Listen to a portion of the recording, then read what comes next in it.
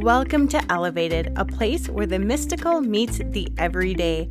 I am Dawn, a stay-at-home mom to a wild and spirited boy, and a guide in the realms of Reiki, Akashic Records, natural healing, and soulful living. Here, we'll talk energy, intuition, spirituality, but also the realness of motherhood, wellness, and creating balance in the chaos of it all.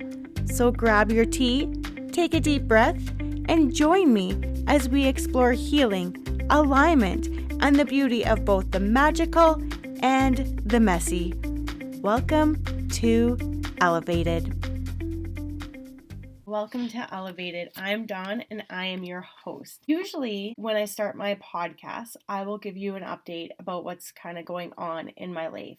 However, this week I'm not going to be doing that. I'm going to be touching on a very personal and heavy topic. Today we are going to be talking about something that touches every soul at some point, which is grief. I'm going to be talking about the loss of my brother.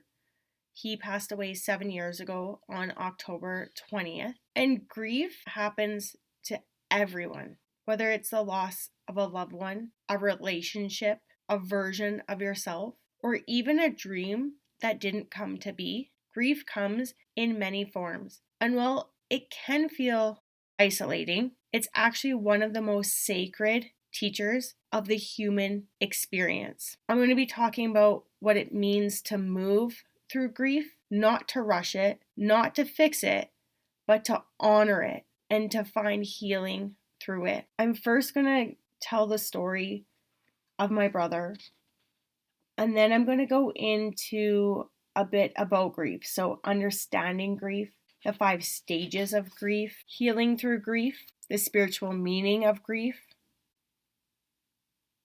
This is probably going to be my hardest podcast that I've ever done.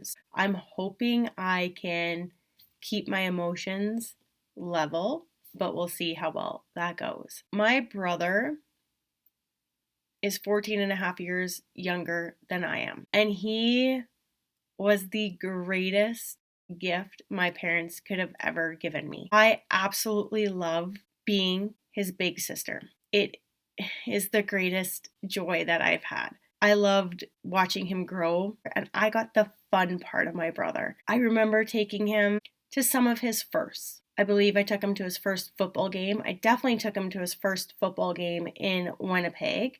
I remember he loved the Dukes of Hazzard, and when we lived in Winnipeg, they had a car show, and Cooter from the Dukes of Hazzard was there, and we met him, and he signed some of my brother's Dukes of Hazzard stuff. I took my brother to rodeos. I took my brother to the Winnie the Pooh festival when we lived in Winnipeg. My brother and I came home from England together because our older brother got married there, and my parents stayed for a couple of weeks, and my brother and I flew across the country together. He always brought out the best in any person. He loved deep. He gave anything and everything to everyone. I remember one time his friend's vehicle wasn't working, and he lent his brand new truck, I think it was his brand new truck, but one of his trucks, to his friend to go home because his friend lived a couple hours away so that he could see his little kid for the weekend. My brother just gave to everyone. He loved so deep. He enjoyed adventure and taking on different experiences. He spent a lot of weekends at my house when he was in his later teens, early 20s. I loved spending every moment with my brother. I don't really recall us fighting. We just loved each other, and we loved spending time with each other, and he had the most beautiful soul. I miss him every day. There isn't a day in the last 7 years that have gone by that I haven't thought of him. And it's really hard right now with being a mom and having an amazing son and not having my brother to be a part of my son's life. And part of me regrets not having my son earlier so that they could have met. But I understand through the Akashic Records reading that I have had done for my son that it wouldn't have mattered. My brother and my son would never have met physically on earth. They have met in the soul realm. My brother took care of my son in the soul realm They spent a lot of time together in the soul realm, but they never would have been able to meet in person physically on earth. I remember the Christmas where my brother was sick, and we didn't know that he was sick yet. He was coughing and coughing and coughing.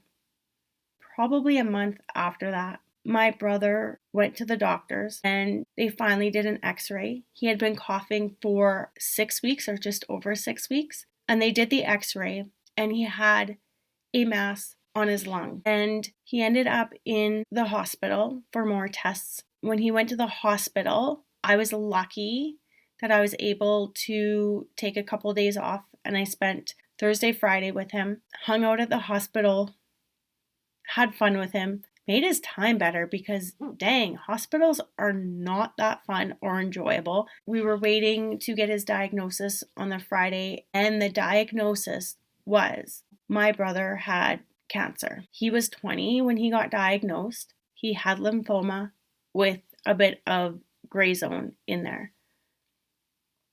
Gray zone cancer, I later learned, is a cancer that they can't detect what caused it, what it is, and to get rid of it, they do heavy chemo. My brother started chemo, and I believe the day of his birthday, he was allowed out of the hospital. So he would do rounds of chemo. He would be in for 5 days, out for, I believe it was 2 weeks, and then back in for 5 days. This went on pretty much from February until May 28th. Every time he was there, I would spend as much time as I could with him, hanging out with him.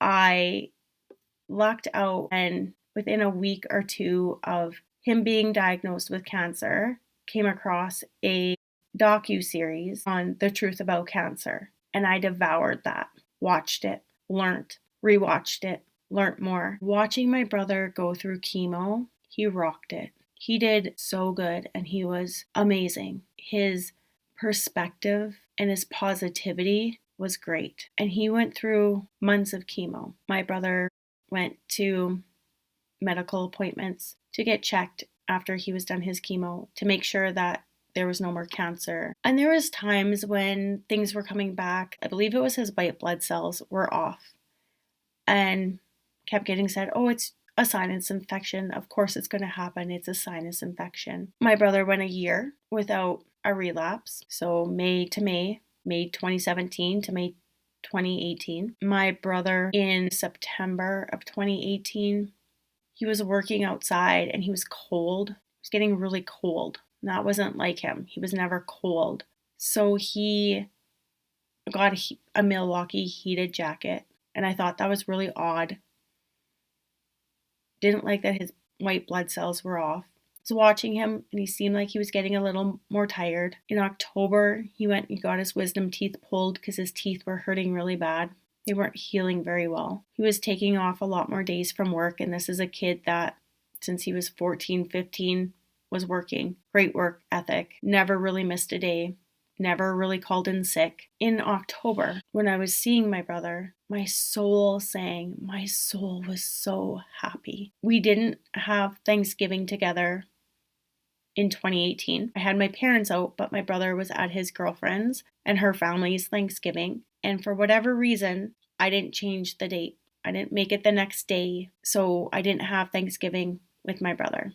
But I had seen him maybe the weekend before Thanksgiving, or maybe it was the Monday of Thanksgiving weekend. Somewhere in that time frame, anyways, I saw my brother. And I remember when I saw him, he played a trick on me. So his girlfriend and her sister were coming out, and I was going to do Reiki on his girlfriend's sister. I'm a level 1 Reiki practitioner at that time, and I needed 100 free hours. So anyone that was willing to come and get Reiki, I was happy and delighted. So she was coming to get Reiki, and I thought it was going to be his girlfriend and her sister. Well, little did I know that my brother was coming as well. So my brother shows up, and my heart is singing. My soul is singing. And I gave him the biggest hug. It was the last hug I ever gave my brother. And I had another client coming in because I upped her appointment so that I could get done earlier in the day so that I could have a little bit of a day off. And I regret it every moment now because I didn't get to spend time with my brother. I didn't get to hang out and have lunch with him. The week before, my brother and his girlfriend and another friend of theirs had come, and I didn't invite them to stay for supper, which wasn't like me. Normally I would, and I didn't, and I regret that. It was Thursday, October 18th. My husband and I were taking care of my cousins, and my mom called, and she said, just to let you know, Kenton's back in the hospital. And the kids were over, so I couldn't say much or do much. And I said, okay, why?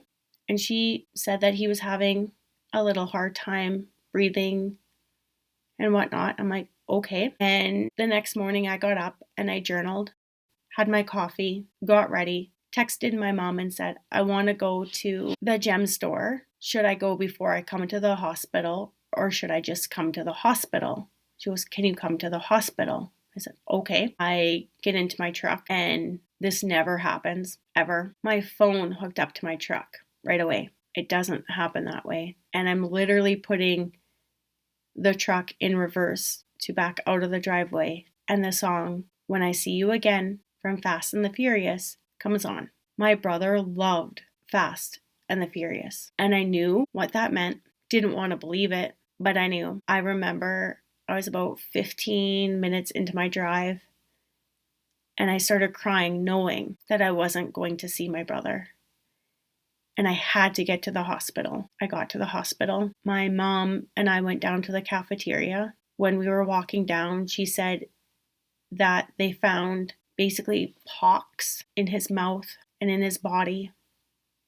And it could be a couple of things. One of them being leukemia. I believe she said leukemia. It could have been cancer. We came back up. The doctor comes in. He's starting to talk protocol. We're looking at him like, what are you talking about? And he goes, well, you know that he has acute something sort of leukemia. I forget what else the middle word was. And we're like, no one told us that that's what it was. My mom goes, they said it could be that, but they didn't tell us it was that. And he goes, oh, it is that. Not the greatest bedside manner, by the way. My brother was scheduled at that point to go to get his eyes checked because he was having a really hard time seeing. I was quietly doing Reiki in the corner for him, just helping to ease any discomfort he may be feeling, any pain, try to calm him. It was getting busy in there, so I walked away. And I remember standing in the hallway crying. And let this be known to anybody that is at a hospital. It doesn't matter if you know the person or not, but the soul that came up, the beautiful soul of a lady that came up and just gave me a hug. Thank you. I will always remember that. I was out in the hallway waiting for my husband, so he finally gets there. But my brother coded, and that lady, she gave me a hug just before the code or just after the code had been called, and I appreciate her so very much. From there, everything kind of becomes a blur.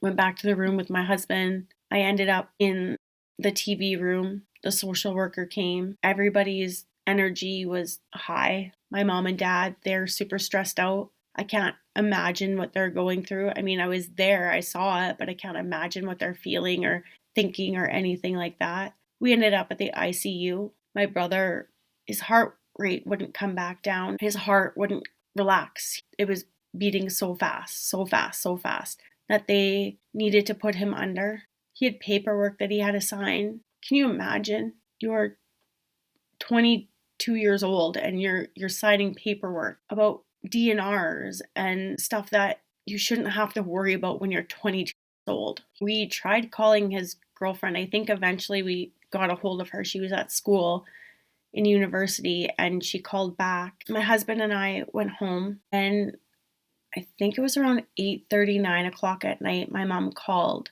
and she said, I think you should come back. My brother was coming down from Edmonton at the time. I talked to my brother on the phone previous to my mom calling. I think we got there like 9:30, 10 maybe. I don't know when my brother got there. My brother's girlfriend and her family were there. The ICU ward let more than one person in his room at a time. We were all there. I remember seeing him hooked up to machines and nurses doing I don't even know what, and having to know this with that and this with that, and he's got so many different lines coming out of him. And I remember I was just giving him Reiki, and we were talking to him. We're just giving him Reiki.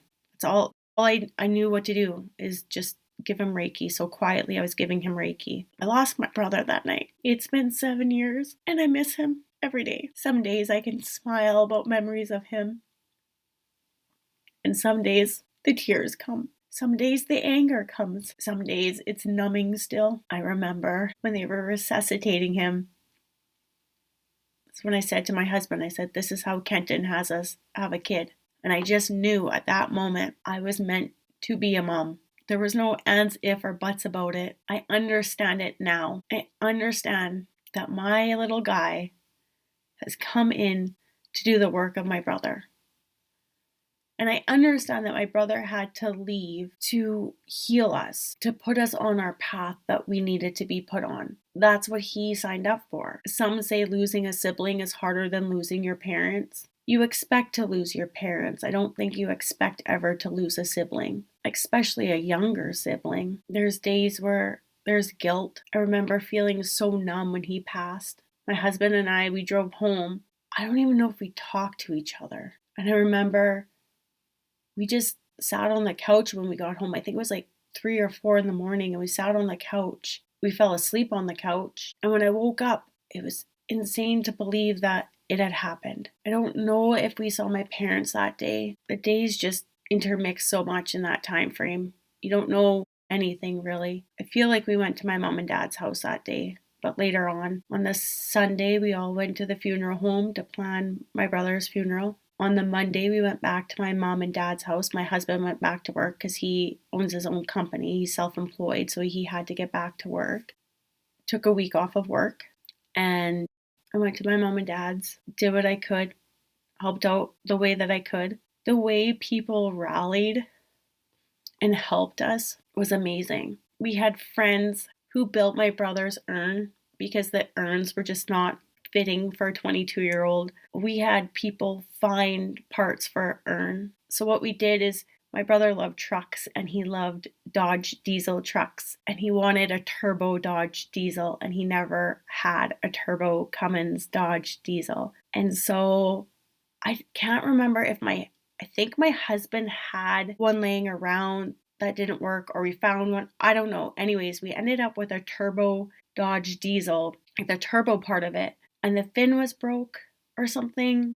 So a guy had one for us or something. I don't know. I can't remember everything. I just remember literally probably the day before we had to have it at the funeral home, we're running around getting it all put together. My husband's closest friend is a welder, and he's at the technical school in Regina, and he managed to get his students, or him or whoever, I don't even know, to build the urn for us. The work that went into this was amazing. The people that came together to help us all with this was amazing. It was so beautiful how people came together as a community to help out. The amount of people that came to the funeral, wow, I don't think I've seen a funeral that full. I had people texting me saying, sorry, I can't make it today because obligations that they just couldn't get out of. My friend couldn't make it, but she sent her parents. I was so overwhelmed by the love that people had for my brother, and still have. They still talk about my brother, and they still remember him, and they still tell stories about him and what a great kid he was. His soul was pure. My workplace was amazing. I only took 2 weeks off. I took the 5 days of bereavement leave that work gave me. And then because of the way that I had a holiday already planned that I was going to take anyways that one day, and I had my earned day off, I only needed 3 other days. And so we worked around that, and I got to take off 2 weeks, and I went back to work. I don't think I should have, and I don't think anyone should. And when a lady at work, when her sister passed, I remember telling her, don't come back right away. Take the time. Take all the time that you need. I said, because I didn't, and I'm paying for it now. My grief, I hid. I thought that grieving meant almost that you're weak. So I went back to work to prove to everyone that I was strong instead of taking care of me. I ended up being able to start working from home, and that was in 2020, and it was before COVID. So when I went to work from 2018 until I started working from home in January of 2020, I just buried my head. I put my earphones in, I put my phone on, either a TV show kind of playing in the background or a podcast or something, a documentary, something, and I would just bury my head, try not to talk to anybody. Very few people really got to know anything about me. I just kind of shut down. In that time frame though, I was going through a lot outside of work. I was going to body talk every 6 weeks to help heal with the grief. I was going to Reiki every 4 weeks to help heal the grief. I was trying to have a child, and we were trying and trying and trying. So I had that stress and that depression monthly. I believed that my son's soul was going to be my brother. I had to let that belief go. And as much as I miss my brother, I'm grateful that my son isn't my brother. But at the time, that's what was helping me heal in a way. That was helping me keep going and be, in quotations, strong. I went to sound healing classes. I think I had a bar session even done maybe at that time. I was doing anything that I could in the healing space to be able to heal myself from the grief. I would journal every day to my brother. And then it came to his first anniversary of being gone. We were on strike. And so I took that time to plan an event for everybody that loved my brother to come out for his 1-year memorial. We had it at the fire hall. He was a volunteer firefighter. My dad is the chief. We had the chaplain came out. We lit lanterns and had them let go in the night sky. Every birthday for my brother and every anniversary date of his passing, I light lanterns. I write on them and send them up to him. And 1 year we did fireworks in the mountains too for him. It was pretty cool. People came. People loved my brother. They showed their love and their support. They were there. There was laughter. There was tears, of course. And it's been 7 years. I went through a massive time frame of anger that he was gone. And I think that really came about when I lost my Reiki master to cancer as well. She was probably my closest friend, knew the most about me, the one person I felt the safest to be myself around. And I lost her to cancer, and I lost my brother to cancer. And the grief is real. Even this many years past, it's still real. It's still there. Grief is love with nowhere to go. It's the echo of the bond that remains even after something or someone else is gone. We often think of grief only in terms of death, but it can appear after any kind of loss, a friendship ending, leaving a home, a miscarriage, or even letting go of an old version of who we used to be. Spiritually speaking, grief is the soul's way of processing transformation. In the Akashic records, grief shows up as an energy of release, a clearing that happens when we've experienced deep love, connection, or identity that now must shift into a new vibration. There's 5 stages of grief as described by Elizabeth Kolber-Ross. Now, these aren't steps in a straight line. They ebb and they flow. And you might move back and forth between them or feel many of them at one time. There is denial. The shock protects us from feeling it all at once. It's our soul's way of cushioning the pain while you slowly adjust. I went through denial quite a bit, especially in the first couple of days. It's like, no, none of that happened. No, he's still here. Especially when you first wake up, you're like, that was the worst dream ever. There's anger. Why me? Why now? Anger is energy. It's life force trying to move through the pain. Instead of resisting it, we can honor it, scream, cry, write, move. It's sacred expression. I screamed. Did I scream? I was working from home and there was no one here. And I didn't realize how much I didn't process my brother's passing for quite some time. And I'd be at home and there would be something at work that would trigger me. And I would scream and get so mad and so angry. And the next thing I knew, I was crying. And I have a habit of just basically verbal diarrhea when I'm in these moods, and it would just come out what I was truly honestly feeling. And it was that I miss my brother. Why him? Why is he not here? Why did this have to happen to him? Why did it have to happen to my family? I get why now. There is a purpose as to why my brother had to leave, to also teach not only me, but my family.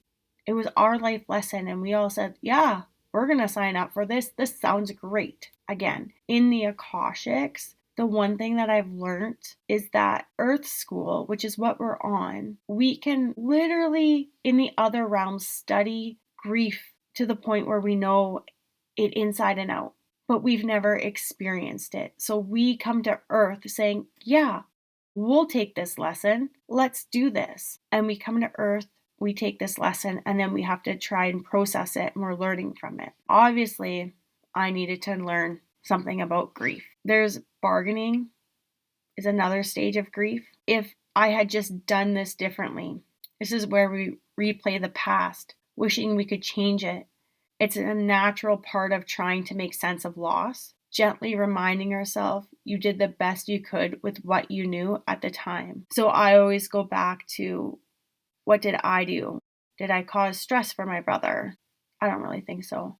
I was like the best version of myself around my brother. I will definitely say that. He brought out the best in me, for sure. Depression is another one. Everything feels heavy. For sure, definitely went into depression, 100%. This stage can feel endless, but it's not a sign of weakness. It's your soul integrating what's happened. Allow yourself to rest, to feel, and not to feel, to not have all the answers. I didn't hit depression for quite some time because I didn't allow myself to hit depression. I just kept myself busy. I kept myself going right back to work so that I didn't have to sit with the feelings and to process it. I busied myself in every possible way that I could so I didn't have to. I really think the depression hit 2-3 years after my brother passed. Sometimes now I'll still maybe get a little depressed that he's not around, for sure. Again, it ebbs and it flows. And do we ever really get over grief of losing someone? I don't think so. There's also guilt. It's not on this list, but I would think that would go with the bargain, which would be guilt. So for me, my guilt is I didn't hug him the last day that he was in the hospital. The last Thanksgiving, he wasn't here at my house. I didn't have Thanksgiving with my brother. And it was the last big family event with my brother. I booked a Reiki appointment too close to a time frame that he was going to be here, or potentially would have been here. I didn't know he was going to show up that day. And he did. And I regret not texting the person saying, hey, can we actually either cancel today or have it later today because my brother's out. I want to spend some time with him. I was too scared to do that, and I shouldn't have been. And I should have just done it. Even if I ticked the person off, should have been with my brother. Acceptance is one of the last steps in grieving. I may not be okay with it, but I understand it. I early on understood the passing. Acceptance doesn't mean that you're over it. It means you're learning to live with it, to find meaning, and to carry love forward in a new way. So for me, because I was on my Reiki journey and I was quite heavily into my spiritual journey at that point in time, I understood it and I accepted it quite early on. I knew that there was a reason for his passing.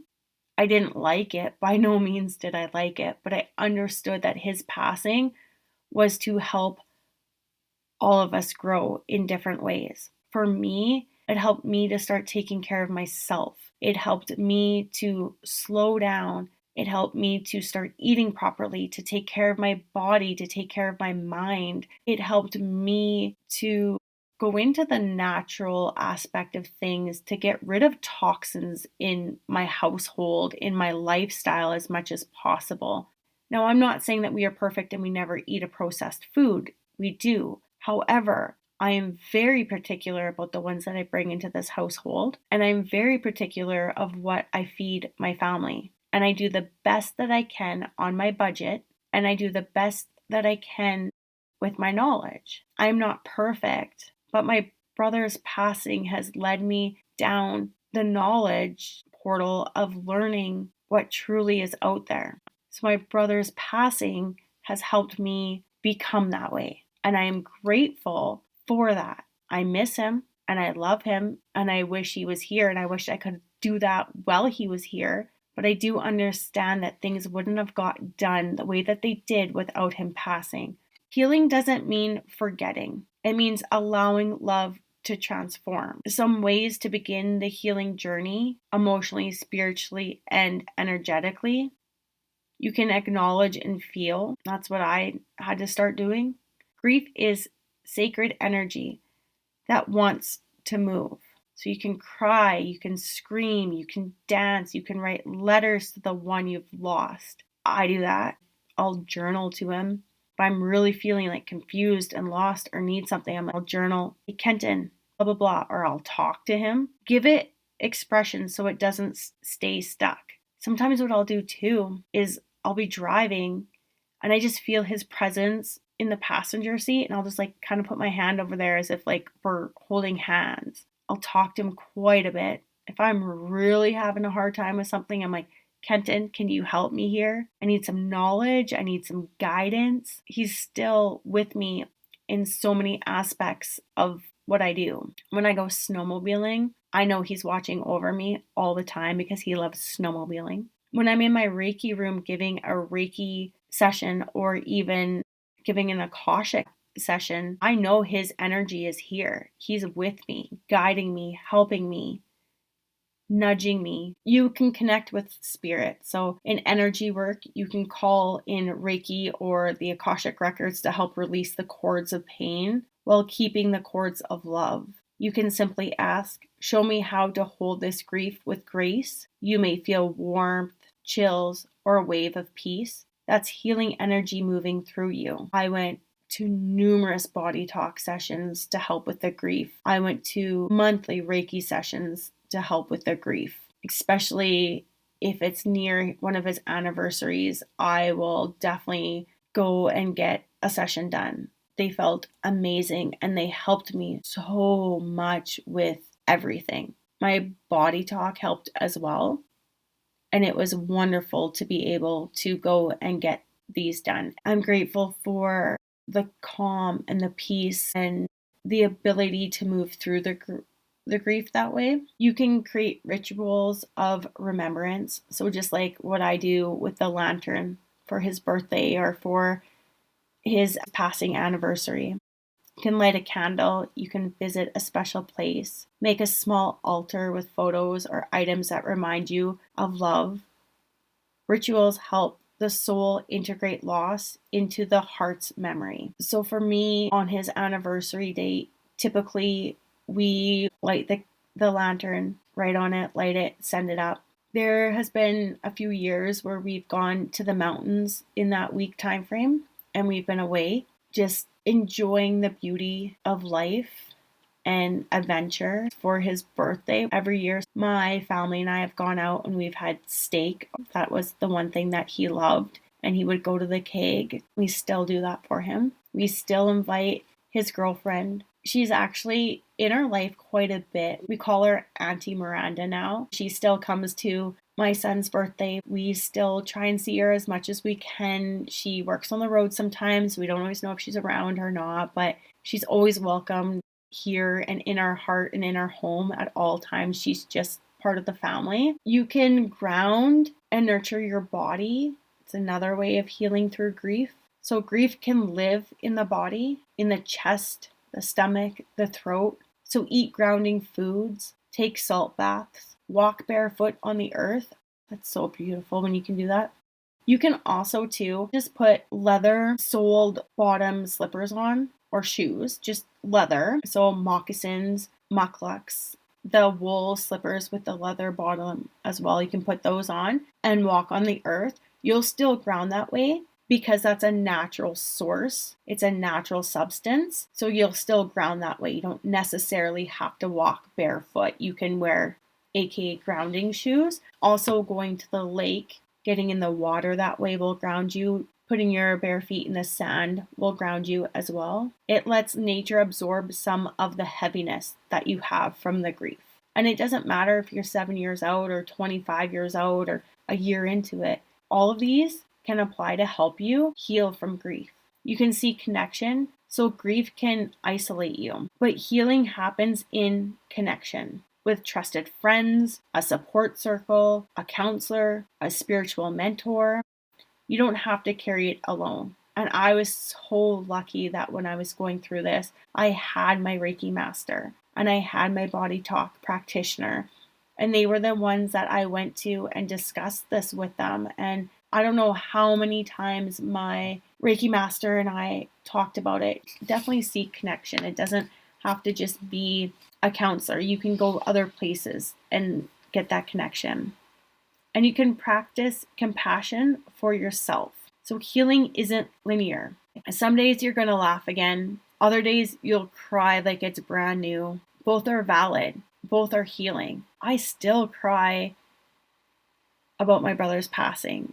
I still cry as if it is brand new. There are days where the tears just come down and they're so strong. And then the next day, it doesn't happen. I always listen to his song, which is When I See You Again. And there are days when I can listen to that and I can sing along and I can think of him and have memories of him. And then there's another day where it comes on and I'm literally just bawling and bawling and bawling and the tears are coming out. It is all correct, no matter how I look at it. Both of them are healing me. The memories of him is healing me.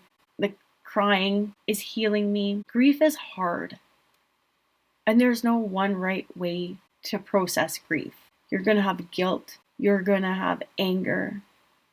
There are going to be times where you're laughing and you're like, is this right? Should we be laughing? There's going to be times where you're numb, where it's disbelief that it happened. And it could be years down the road that you're still having that disbelief. One thing though, is if you're around someone that lost someone, don't be afraid to talk about that person. Because the person that lost that person, they want to talk about their loss. Not so much their loss, but they want to talk about that person. Meaning, I love when people bring up my brother. It reminds me how beautiful his soul was and how much of an impact he had on the world. And that makes my heart so happy. I love when people talk about my brother. Tell me your favorite memory of him. Tell me you think about him. I have a friend and she's like, we were just talking about your brother and how amazing he was as a person and how kind and caring he was and how much he gave of himself and what a great person he was. My mom and I went to a medium and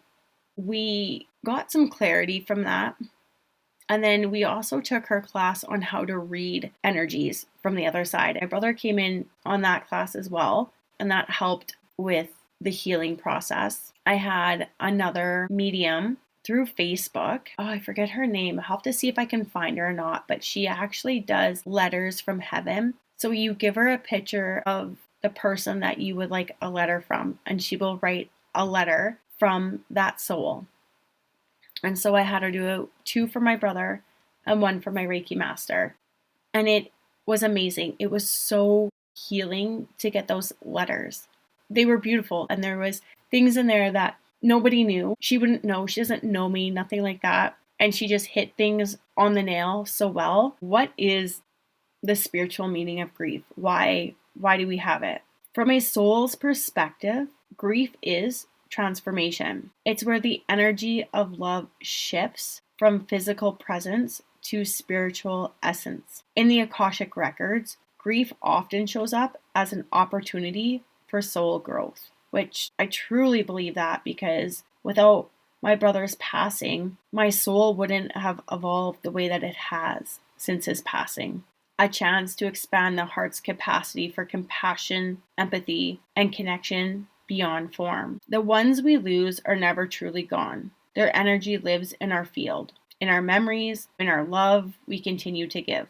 We might notice signs, a song playing at the right time, a feather, a number sequence, or a dream that feels more like a visit. There are little whispers from the spirit saying, I'm still here. You're not alone. I honestly think my brother hangs out in the pantry in our house. And then he's just like, I'm here. Click, the light comes on. Our pantry light is motion sensed, okay? There is nothing in the pantry to literally get that light to come on and off. This light comes on and off all the time. And I literally feel it's like my brother in the middle of the night when I'm getting up to go to the bathroom. He's like, hi, Dawn, I'm here. Don't worry, I'm just keeping good tabs of your house. He sends me deer is usually a good sign from him. A bird, like hawk or vultures, just random sort of birds will show up. He will send me feathers. I understand we have chickens, we get feathers all the time.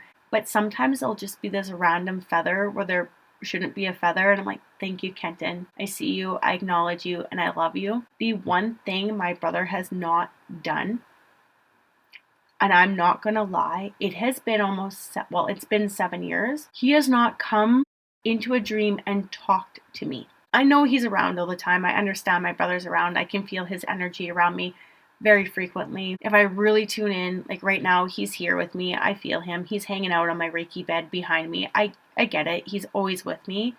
I know he's never far away. When I journal, same thing. I connect into his energy and I can channel what he's trying to tell me. I just really would like to see him maybe, get that hug from him. Grief is funny. Grief is hard, but grief can be beautiful. And I think that's the one thing that we forget so much is that grief is beautiful. In so many ways, it can be so beautiful. Let's close today's episode with a short healing reflection. So if you can please place your hand over your heart, take a deep breath in and exhale slowly and repeat quietly. I honor my grief. I honor the love beneath it. I am healing in my own time, in my own way. Love never leaves, it transforms. Now take one last breath. I know that wherever you are in your grief, it's okay. You're seen, you are supported, and you are loved. I truly thank you for being here today and listening to my grief story from my brother about his life, about how he passed. I thank you for listening to the parts about grief, and hopefully they helped you. Hopefully, if you're going through grief of any sort, and again, it's not just about losing somebody, it could be about losing that idea of yourself. It could be about that relationship, having that deep love relationship and losing it. Losing a pet even. They're so close to us nowadays. Grief is really anything that we've lost. So if you're going through that, I want you to know that you are loved and you are seen. You can always come back and do that quick little reflection to help you through it. If this episode resonated with you, please share it with someone who might need a little bit of light right now. And if you're moving through grief, I hope you know that your soul is doing sacred work. I want to say thank you so much for being here. I love you. I appreciate you being here. If you could please subscribe, rate, and review, I would truly appreciate that. That's how I get pushed out more to other people and I can grow my platform. So I really appreciate if you could help me out that way. If you want to connect with me for a Reiki session or an Akashic Records reading, please email me at elevatedsoulhealing@gmail.com. I'll put the info in the show notes. You can reach out to me on Facebook at Elevated Soul Healing, on Instagram at Elevated Soul Healing. You can also reach out to the pod on Facebook at Elevated and on Instagram at elevatedpod. I thank you again for being here. I know that it was a little heavier, but I appreciate you being here and I love you and I thank you so very much. Please like, subscribe, rate, review, do all the things, and you can connect with me at elevatedsoulhealing@gmail.com. Thank you.